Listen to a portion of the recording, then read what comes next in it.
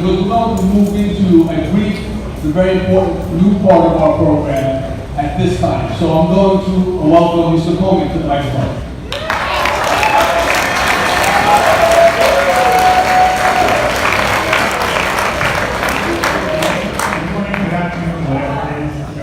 Can I have the seniors who work on this year's yearbook come up front with me, please?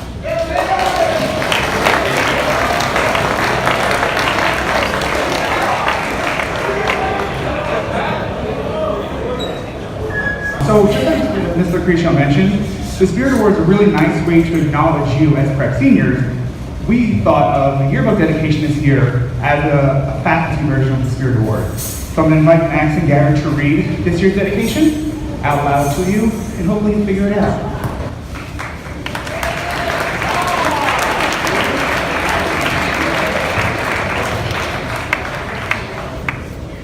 When prep alumni reflect back on their time at Grandin Warren, they can't always recall specific lessons or readings from their numerous classes. However, they are usually quick to recall teachers who have left a long-lasting mark on them. The theme of this year's Petrian is Lasts a Lifetime, and while many members of our community embody this idea, this teacher, who has called prep home for the last 10 years, captures this concept with her whole being. She has dedicated herself to prep's mission from the start. She can be found in her classroom from early morning until late in the day, helping her students succeed and push themselves to be the very best version of who they are. This teacher believes in her students, and because of her influence, they believe in themselves. She is also well known for the nicknames she gives everyone and her spontaneous nature, which is infused with warmth and enthusiasm. As an avid fan of prep athletics, she spends countless hours in the stands and on fields, cheering for her students in both victory and defeat. Through the endless commitment into the young men of prep, she is an example of how to live a life of service of others.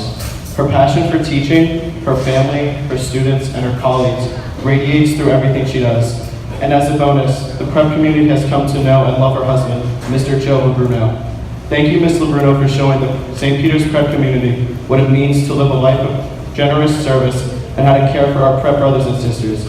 You are truly a woman for others, and the impact you have had on us will last a lifetime.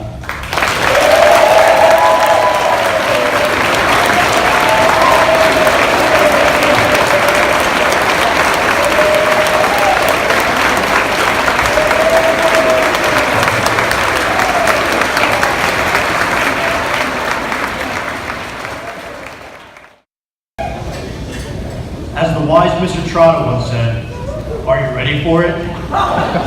The transition from prep to college is right around the corner, and many of us, including myself, are looking to the future with nervous anticipation. However, while we should be looking towards our futures to see the great things that we can accomplish, we should also be looking back at the memories we've made at prep. There are so many aspects that make the class of 2019 so great, and examples of those aspects can be seen in the past experiences of our class. First, we are a united class, extremely close-knit and willing to take risks for each other. When one of us sees Mr. Morris or Mr. Canali or Mr. Peters in a staircase or hallway, we always make sure to warn each other of the danger that lurks ahead. Whenever someone tells me about the enforcers that are not too far away, I always think, wow, what a man for others. If someone needs help with homework or some sort of assignment, he does not feel awkward texting his classmate, asking for help. And in most cases, the recipient of the text replies, one with actual help and guidance if he is feeling nice, or a picture of the answers if he is feeling nicer. Second, the diversity of our class has led to many positive experiences for all of us. We have been able to interact with so many people that we would never have had the ability or opportunity to meet anywhere else. Our eyes have been opened to many different lifestyles and cultures, allowing us to learn and grow. We even had the pleasure of interacting with students from around the world. And three, many of us have been taught physics by a future musical star. There are countless other memories that we will all remember in the future. The rap battle between Jaden and Pat, Jensen dancing at one of the assemblies, cheering on the football team each season and at MetLife sophomore, junior year, having a completely silent PM in the AM. listening to Mr. Roach announce some Harvard talk, and being banned from the campus ministry lounge because of our president's delightful musical taste.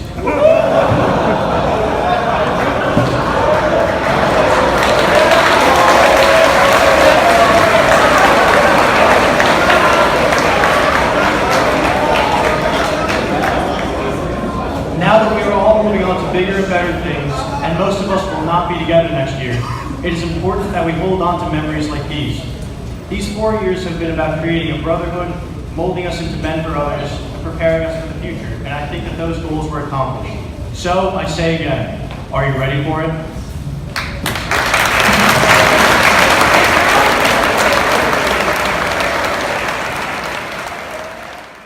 Hi, everybody.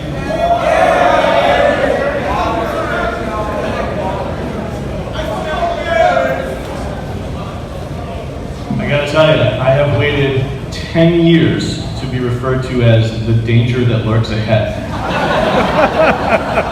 That's amazing, thank you. So here we go. Good morning, Father Bowler, Mr. D'Angelo, my esteemed colleagues, and of course, the reason we are here today, the class of 2019.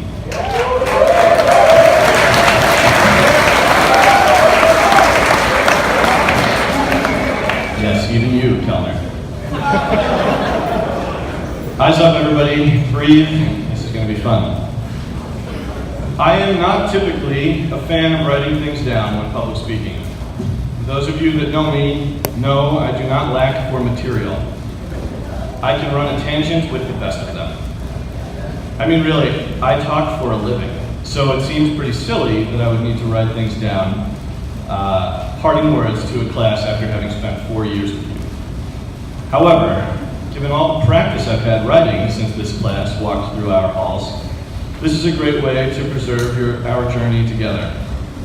Note, most of that writing has been in the form of rewriting assessments after their integrity was compromised. That is a different story for a different time. Let's talk about addressing graduates. You know how there are things you always wanted to do in your life? Go to space, be a movie star, etc. Addressing graduates, not one of those things.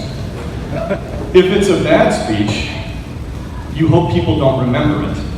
But if they do, they're going to talk about you.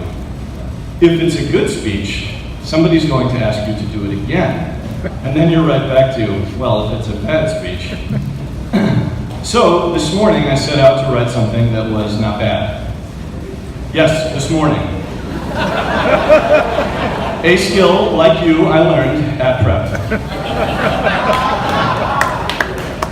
There are some perks to giving this speech today, and not tomorrow.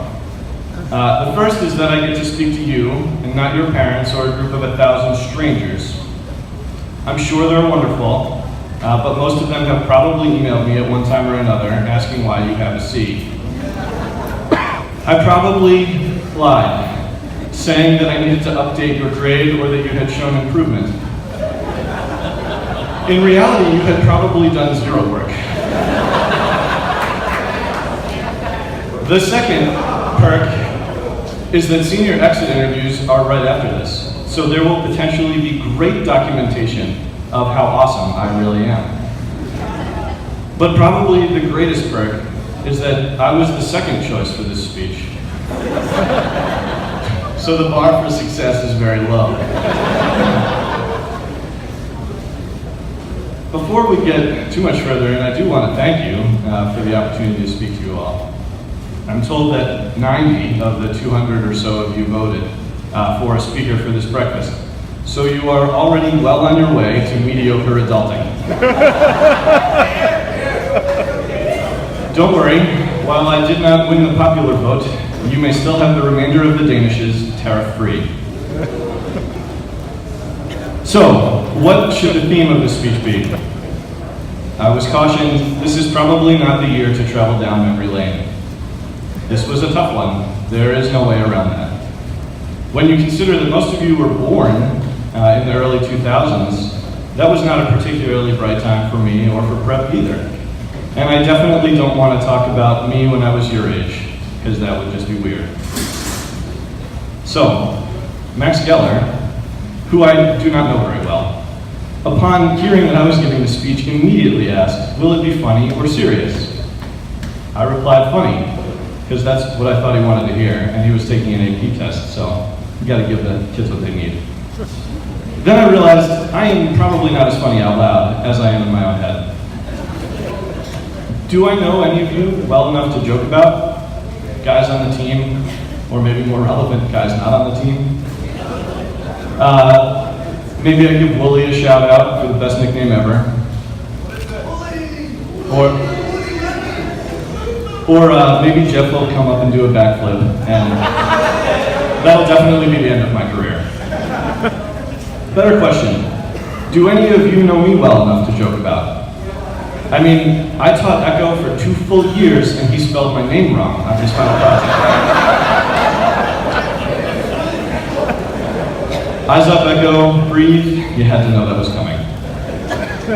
Now that you're graduating, let me take this opportunity to point out how important it is to know your teachers' names.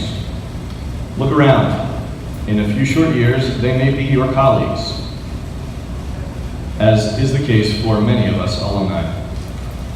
Yes, while you may come back younger and cooler, my apologies for the awful play on words, Mr. Cool. By then, hopefully you have realized why we do what we do, and how much each of you mean to us on the best of days and on the worst of days. In searching for inspiration, I turned to one of the most popular AP Chem test writers. Weird to use the word popular to describe an AP Chem test writer, but nerds must stick together. Adrian Dingle posted on Twitter or Facebook the other day something to the effect of, you, the class of 2019, are no more special than any other class. Those scientists always know how to make people feel pretty warm and fuzzy. Eyes up, everybody, keep breathing. Now, I do not necessarily agree with the timing of that message. You ought to be allowed to celebrate for a while. You have definitely earned that right. But let's explore what's behind it. Graduating in a particular year does not make you special.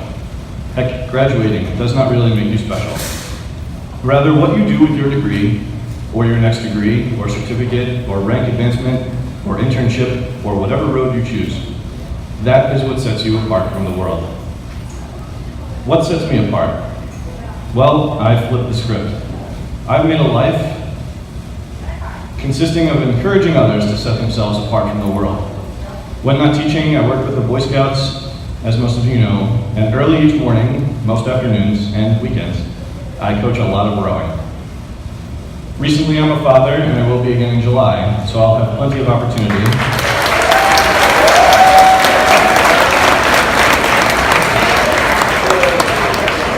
Plenty of opportunity to perfect my craft with my kids, I hope. Often people analyze or go on about my schedule and how crazy it is. And it is, but I love it. When times are tough or I need an easy way to downplay how stressed I am, I often say, well, I coach a sport sitting down. And people laugh and we move on. I have become a master of internalizing, but honed my patience as well so that internalization is not destructive. In the past 2 or 3 years, I have found great success in living and by projecting the same 2 phrases more and more often in each of my 3 passions/professions. One of those has already made it into this talk 3 times. I would like to share them and their importance with you in my last several minutes of the speech and the end of my time with you here at Prep. The first is, slow is smooth, smooth is fast.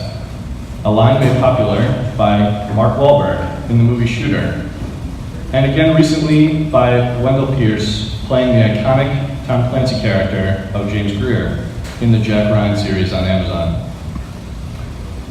Both are referenced in critical situations, making the perfect shot or evacuating a large building, but I have found that that phrase is applicable in relationships, classwork, financial decisions, etc. Things that take time are worth doing.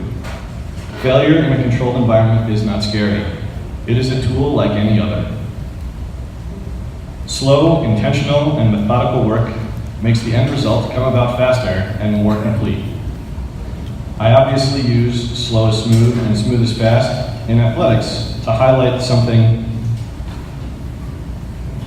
situations where slow is often misunderstood. No one can deny taking time to see all of the angles often opens up the best one. In my world, a slow ascent into each stroke gives you the best opportunity for perfect entry into the water.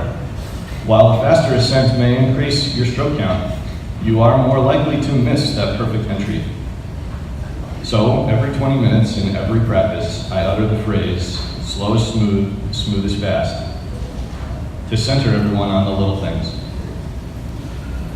The second phrase, eyes up, breathe, made popular by Alex Canali, 10-year returner on the hit series St. Peter's Prep Science Faculty Survivor. That one is one that really has a place in each of our lives. I spend hours on technical movements by athletes where their hands, thumbs, the angles between hips and shoulders. Anyone can get stronger. Anyone can put in the miles. But those who can master the technical stuff are the ones that set themselves apart from the world. That no matter how tired and frustrated you are, you must always keep your eyes up and breathe. This reminder often comes as a quick shout through the megaphone, followed by some tired anecdote or movie quote, like, the human head weighs 8 pounds. Thank you, Jerry Maguire. This is meant to showcase the reality that if your eyes are down, you are weighing yourself and those around you down too. Not to mention cutting off your only source of energy, air. An instruction label should be attached to many of our everyday experiences. We sit at desks, avoiding eye contact. The desk should read, eyes up, breathe. On our phones, necks turned down, we find ourselves alone in a room full of people. The instruction label should say, eyes up, breathe. I cannot tell you how many times I have felt the feelings you have felt. Sadness, guilt, frustration, they are innumerable in a young adult's life. All those times where I could have picked my eyes up and breathed were opportunities I could have set myself apart from the world. So, for the next 4 years, and for all your years after, solve problems, work intentionally, use the skills you have learned here, fall back on friends or even faculty you have met when you need to, and keep your eyes up so you can lift up your friends when they fall back on you. When you're in the library writing a paper minutes before it's due, remember, slow is smooth, smooth is fast. Most of all, whenever you have your chance to set yourself apart from the world, keep your eyes up and breathe. Good luck.